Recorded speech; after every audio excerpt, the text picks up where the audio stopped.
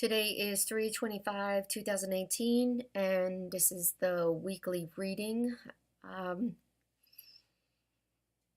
a lot has been going on with the moon, full moon coming up.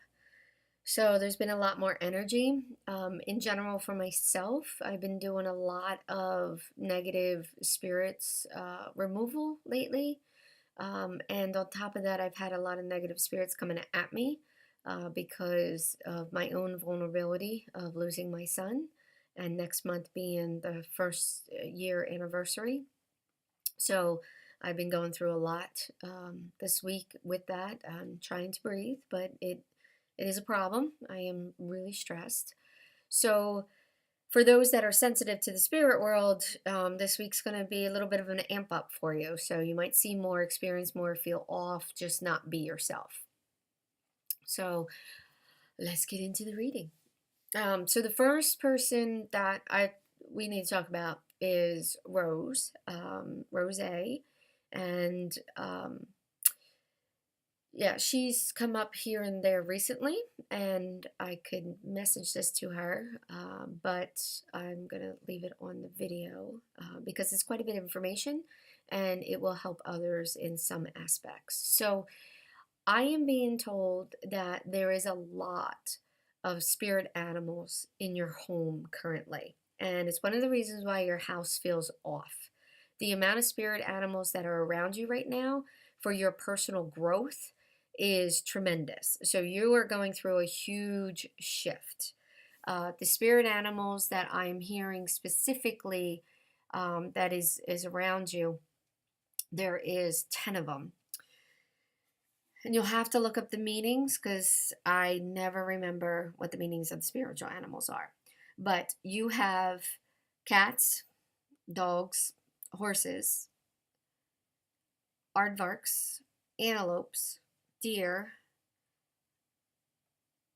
tigers, cheetahs. Let's see, 1, 2, 3, 4, two more. Spider, and also what is that? A hippopotamus. Okay, didn't know there was a hippopotamus spirit animal, but hey, that's what they're telling me. So look them up because each one of them has specific meaning for you, and you will need to actually dive into what those meanings are so that way you can address some of the things that are currently happening and some of the things that are going to happen. Okay. Ellen, you. So I'm being told that by your grandmother that you have to be careful over the next 2 weeks within your profession. She is telling me that you are going to try and stop someone from falling out of bed, and you hurt your back really bad and pull it really bad. So a very big muscle strain. Um, and it's one of these things where the patient is frail and tiny, and so you would just react to pick her up and be okay because of she doesn't weigh much anyway. But the problem is she catches you off guard, and it's the way that your feet is situated and you twist, and that it creates the strain. You turn away after you think she's settled, and when you turn, that's when she decides that she wants to get up and go to the bathroom, and then her feet aren't just there enough for her to be stabilized, and it just creates the situation. So over the next couple weeks, just make sure when you are assisting patients that you are prepared and ready for the fall, or ready for them to jump without you expecting it, and you will be fine. Okay. George S., your mother wants you, or yeah, your mother and your grandmother, they both seem to be yelling at you today. They both want you to remember that life is serious at times, and you're very carefree and easygoing, which is great to be. But there are certain situations where you need to take it seriously. And, because when you take it seriously in those moments, you're making the right decisions that you need to make in that moment.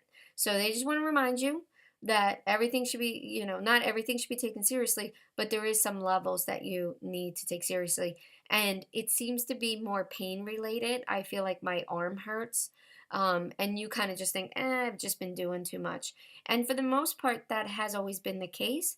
But I'm being told that at this point, um, there's some calcium buildup in there because of the repetition that you're doing in that spot.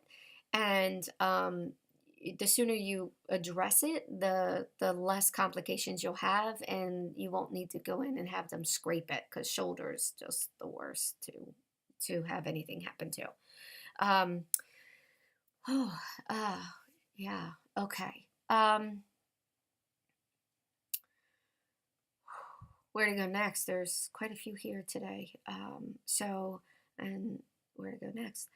So, okay, Doug G, your mother wants you to know that you're still not trying, and that as much as you say you want to change and make things better, and you do in your heart, your mind has not caught up with you. And until you connect those two, it's always going to be a struggle. And just remember to be honest with yourself and those around you, because those that are around you, they need to accept certain things for you and know how to help you get through some of the bad times. But you have to be honest, because if you're not honest about it, of what you're feeling and going through, they can't be that ear for you to talk to.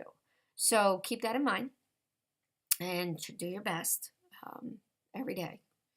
Every day is a new day. Even every second that hasn't happened is a new second.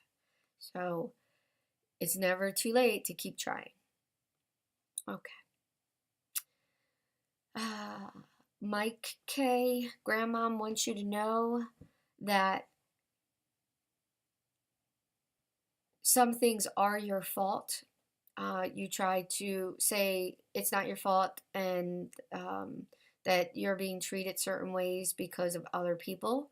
And yes, there are those people in your life that treat you a certain way, but there's also you, who is also either treating different people the same way that you're being treated by other people. And then there's also the people that are treating you like crap, that you are magnifying the situation by coming back at them aggressively.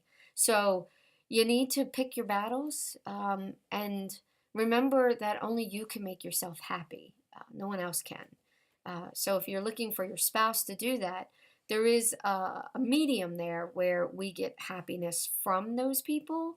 However, in the end, if you can't make yourself happy, you're never going to be happy. So find out what that means for you and make it happen. All right, until next week.